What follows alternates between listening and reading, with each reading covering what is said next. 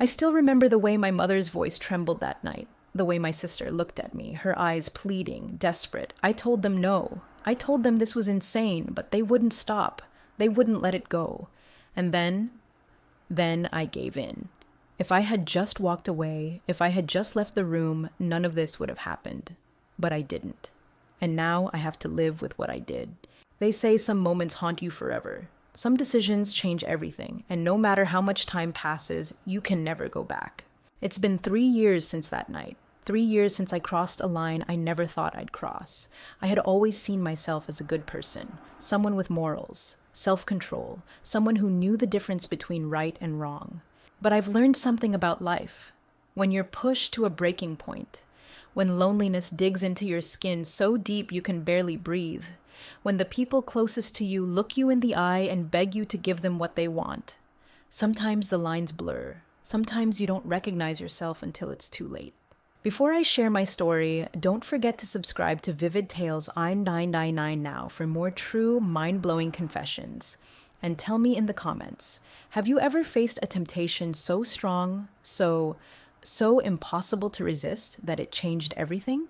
If you asked anyone who knew me back then, they would have told you I was a good husband, a good brother, a good son.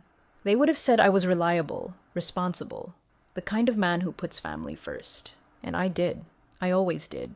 But what they wouldn't have seen, what I never let anyone see, was the loneliness. The kind of loneliness that doesn't just sit beside you. It lives inside you. It settles in your bones. It follows you from room to room like a shadow you can't shake. My wife and I, we weren't the same anymore. We used to be in love, or at least I think we were. It's hard to remember now. Somewhere along the way, things just faded. We still lived under the same roof. We still spoke. But the conversations were short, hollow, like two strangers passing each other in a hallway. She was always busy. Work, friends, her own world. That didn't seem to include me anymore. And I stopped trying. I told myself it was normal, that this is what happens in marriage. After enough time, the passion disappears. The warmth fades. You become more like roommates than lovers. But that emptiness, it started to eat at me. And I don't know when it happened, but I stopped feeling like a husband. I stopped feeling like a man. And that's when they came to me. My mother, my sister, both of them broken in their own way, both of them needing something.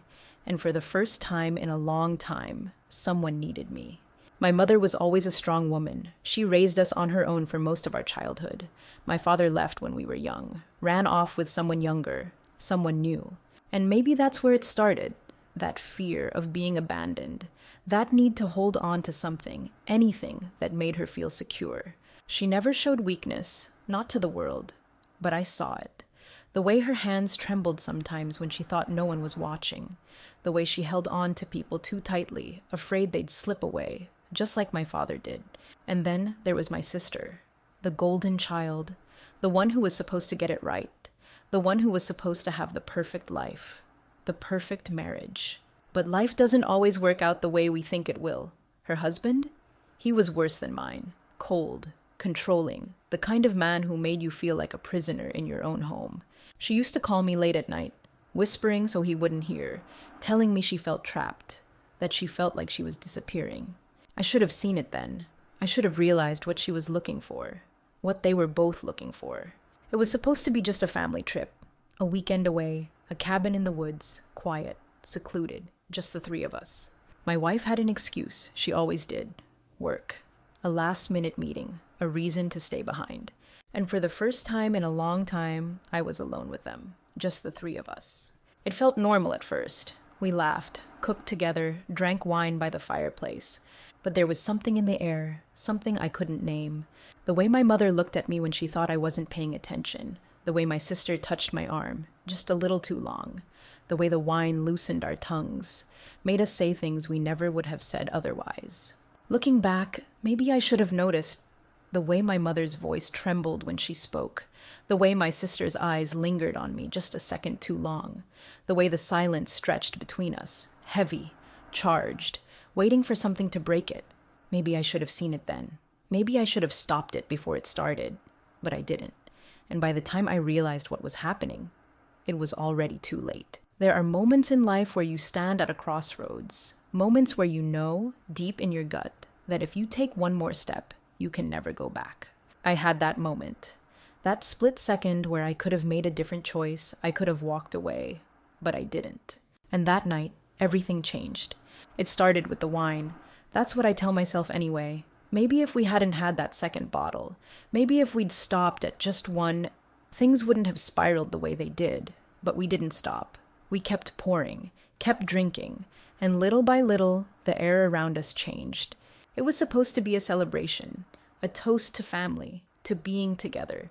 But as the glasses emptied, so did the space between us. The laughter got quieter, the conversations got deeper, and before I knew it, we weren't talking about family anymore.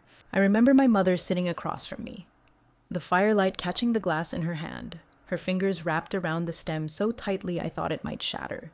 She looked at me, not just like a mother looks at her son, like a woman looks at a man. And then my sister spoke. She was sitting beside me, close, closer than she should have been. I could feel the warmth of her body against mine, the way her breath hitched just slightly before she said it. Do you ever feel like no one really sees you? It was an innocent question, at least it should have been. But there was something behind it, something raw, something that made my stomach tighten. I didn't answer right away.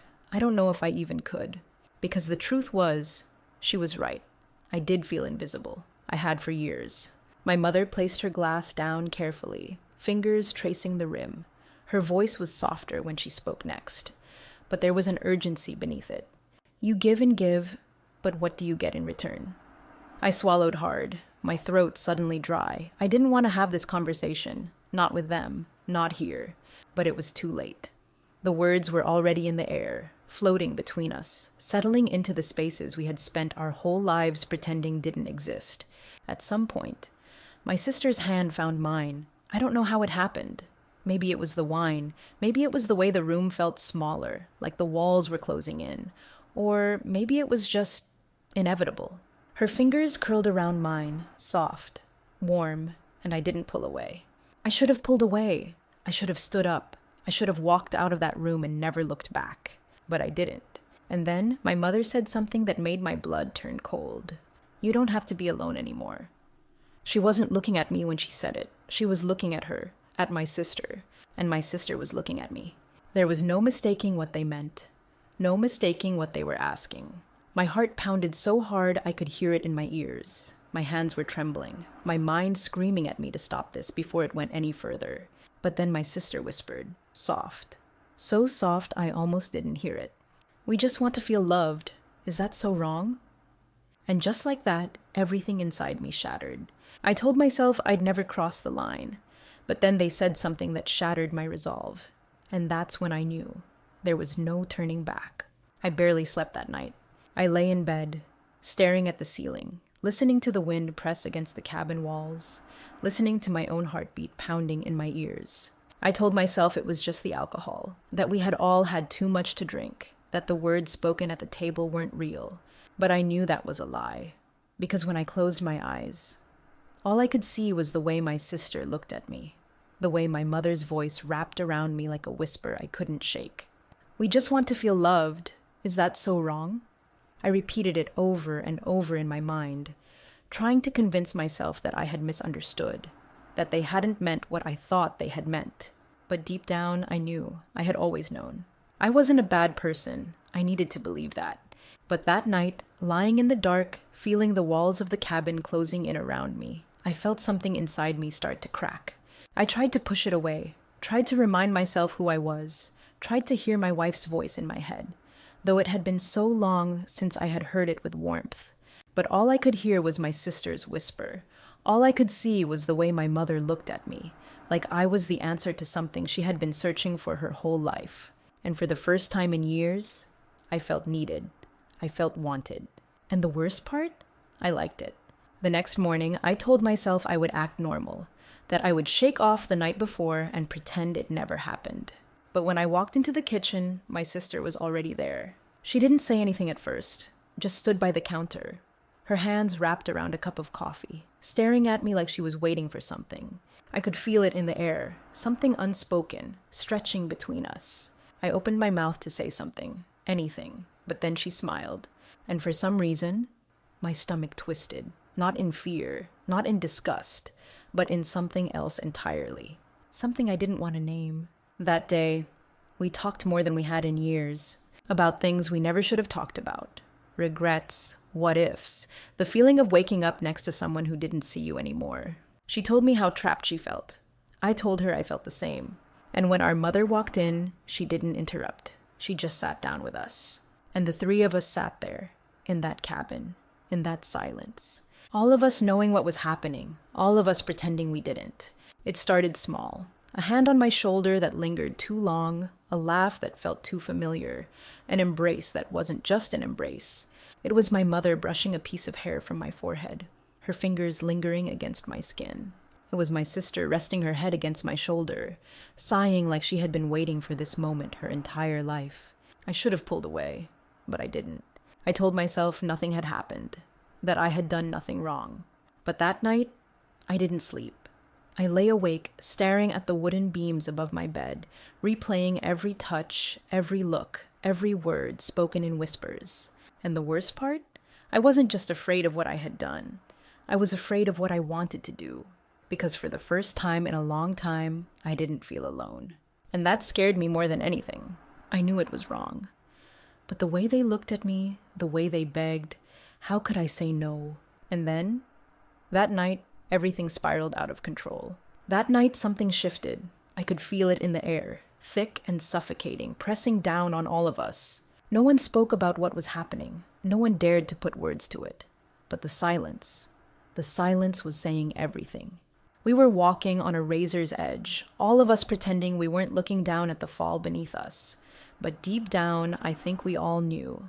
We had already started slipping. It happened in the quiet, not in a dramatic moment. Not in some grand, reckless act, but in something smaller, something inevitable. I don't even know who moved first. Maybe it was me. Maybe it was her. Maybe it was my mother, watching, waiting, expecting. But at some point that night, my sister and I found ourselves alone. The wine had been flowing all evening. Our mother had gone to bed, or at least that's what we told ourselves. The fire had burned down to embers, glowing red in the dim light, and the only sound was the quiet rhythm of our breathing. I should have left. I should have walked upstairs, shut the door, forced myself to sleep. But instead, I stayed. She looked at me like she was searching for something. Something I wasn't sure I wanted to give her. Something I wasn't sure I could give her. But then she spoke. Soft. Hesitant. We shouldn't be doing this. Her voice was trembling, but she didn't pull away. And neither did I. It wasn't just about desire, it was about something deeper, something more dangerous. It was about need. I needed to be wanted, to be seen. She needed to feel something, anything other than the suffocating emptiness she had been drowning in for years. We were two people starving for something we couldn't name, and in that moment, it felt like we were the only two people in the world. But the guilt was there too. It sat between us like an unwelcome guest. The voice in my head was screaming, begging me to stop, to pull away, to remind myself that this was wrong. But another voice, one that had been buried deep for years, whispered something else. It told me this was inevitable, that it had always been leading to this moment. And I didn't know which voice to listen to anymore. The next morning, everything should have felt different. But it didn't. Not at first. We acted normal, or at least we tried to. But the way she looked at me across the kitchen table, the way our mother watched us, a little too closely, like she could feel the change in the air, I knew we were already slipping. And the worst part? Some small, reckless part of me didn't want to stop. There was a thrill to it, a dangerous, intoxicating thrill. The secrecy, the stolen glances, the knowledge that we were walking a tightrope, that we could fall at any moment. It made my heart pound. It made my skin burn. But beneath the thrill was the fear that someone would see, that someone would know. And worse, the fear that I wouldn't care. It wasn't just between us anymore. People started to notice. The way we stood too close, the way our conversations carried something unspoken beneath the words. The way my mother would watch us with that knowing look, like she had seen this before, like she had been waiting for it. And then we slipped. It was a a moment of carelessness, a touch that lasted too long, a glance that lingered when it shouldn't have, a slip-up. And suddenly, we weren't the only ones who knew anymore. I thought we had control. I thought we could keep it between us. I thought we could stop whenever we wanted to. But then my sister said something that changed everything. Something that made my blood run cold. Something that made me realize there was no going back. There comes a moment where you realize you've gone too far, that no matter what you do, no matter how much you tell yourself you can stop, you won't. I had been telling myself for days, maybe even weeks, that I had control, that this was something we could keep contained, that as long as no one knew, as long as no one said it out loud, it wasn't real. But then she said it. My sister. She looked at me, her voice quiet, trembling. But there was something else in her eyes, something dangerous. You don't have to go back. 4 simple words. 4 words that turned my blood to ice. I tried to laugh, to brush it off, but she wasn't smiling. She wasn't joking. Her hands were gripping the fabric of my shirt, knuckles white. "Stay," she whispered, "with us, with me." And in that moment, I knew this wasn't just a mistake anymore. This was something else. Something I didn't have the strength to walk away from. Or maybe I didn't want to walk away. We didn't hear the footsteps, or maybe we did, but we ignored them. Maybe we were so wrapped up in our own world, our own delusion, that we didn't realize we weren't alone, until it was too late. Until my mother's voice cut through the air like a blade. "So, you've made your choice." I turned, my heart slamming against my ribs. She was standing in the doorway, watching, waiting. And the look in her eyes, it wasn't shock. It wasn't even anger. It was something else, something worse. I expected her to scream, to accuse us, to stop us. But she didn't. She just stood there, watching. And then she whispered, "It was supposed to be me." The room tilted. I felt like the ground had been ripped out from under me. I thought I had misheard her. But then she said it again. It was supposed to be me, not her. And that's when I realized she had been waiting for something too. The weight of what she had just said, it crashed down on me like a wave, drowning me in something I didn't understand. Or maybe I did understand. Maybe I had understood from the very beginning. And maybe that was the worst part.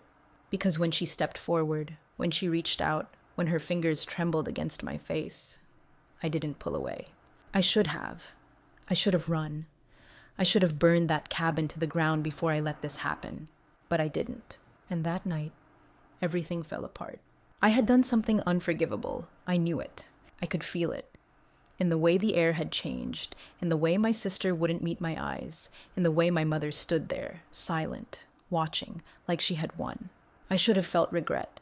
I should have felt horror. But the worst part, the part that still keeps me up at night, I didn't. Not yet. I thought that was the worst of it. I thought that was the moment that would destroy me. But I was wrong.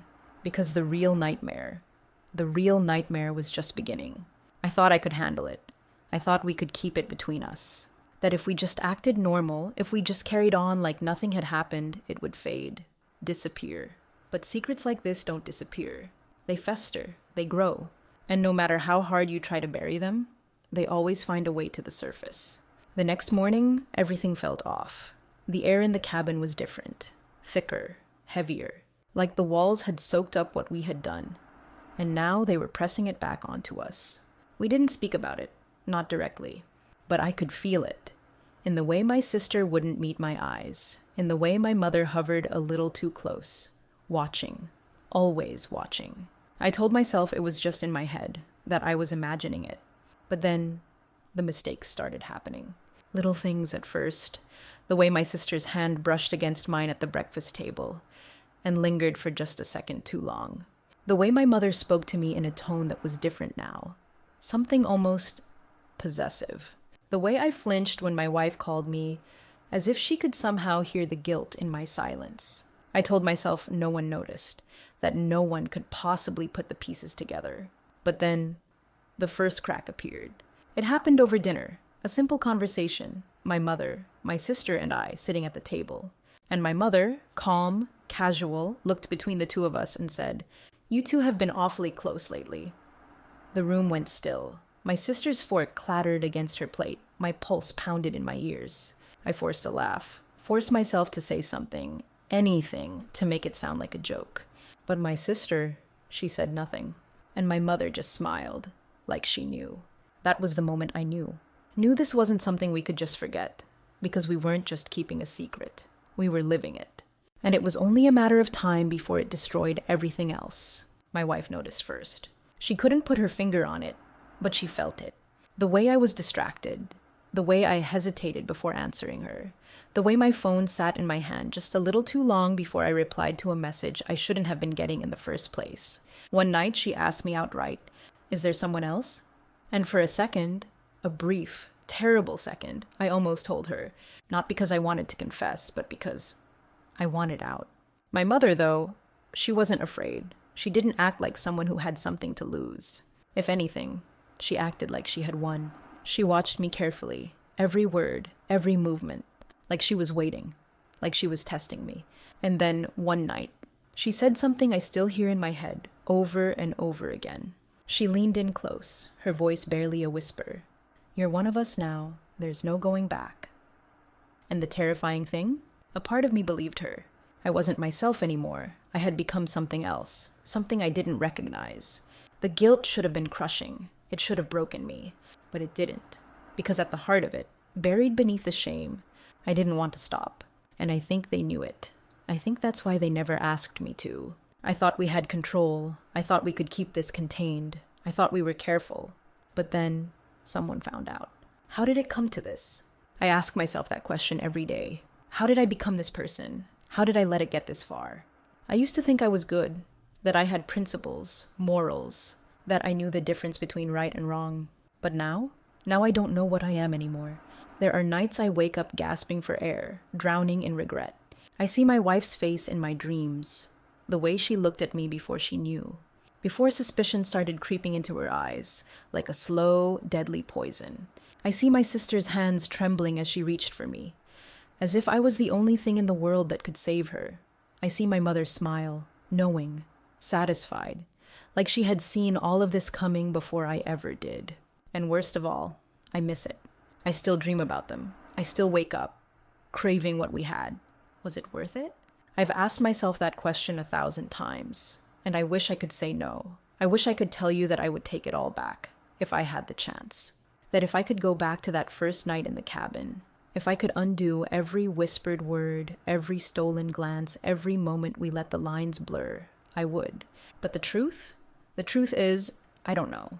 Because what we had, it was wrong. It was sick. It was forbidden. But it was also the most alive I've ever felt. And that's the part that keeps me up at night. The fact that if I had the chance to do it all over again, I don't know if I would stop myself. I've thought about confessing. I've thought about sitting my wife down, looking her in the eye, and telling her everything. I've thought about watching her face twist, with disgust, with heartbreak, with hatred. I wonder what she would do. Would she scream? Cry? Would she walk away? Or would she stay, just long enough to make me suffer? But then there's the other part of me, the part that whispers, "Keep it buried." The part that tells me there's no reason to burn what's left of my life to the ground. The part that says, no one ever has to know. And maybe that's true. Maybe I can live with this secret. Maybe I can carry it to my grave. But then, the phone rang. It was late. My wife was already asleep beside me, her breath slow, steady, trusting. I almost didn't answer. I should have ignored it. But something told me to pick up. And when I did, her voice came through the line. Not my sister, not my mother. Someone else. Someone who knew. And just when I thought it was over, I realized it was only the beginning. I don't know how this ends. I don't know if I'll keep running from it, or if one day, the weight of this secret will crush me. But I do know one thing. I can't be the only one. I can't be the only person who's ever stood at the edge of something forbidden, and stepped over it anyway. So tell me, what would you have done? If you had been in my place, trapped between guilt and desire, between loyalty and temptation, would you have walked away, or would you have done what I did? I read every comment, every story, every confession. Talk to me. Because maybe, just maybe, I'm not alone in this. If you want more stories like this, more truths that people don't dare to speak out loud, like comment, subscribe. This is Vivid Tales 999, and I have so much more to tell you. Loneliness makes you do things you never imagined. It takes the parts of you that you thought were unshakable, and it breaks them apart. It whispers in your ear, telling you that the rules don't apply anymore. That just one moment, one touch, one decision won't change everything. But that's a lie. Because some mistakes you can never take back. Be careful what you give into, because some temptations cost everything.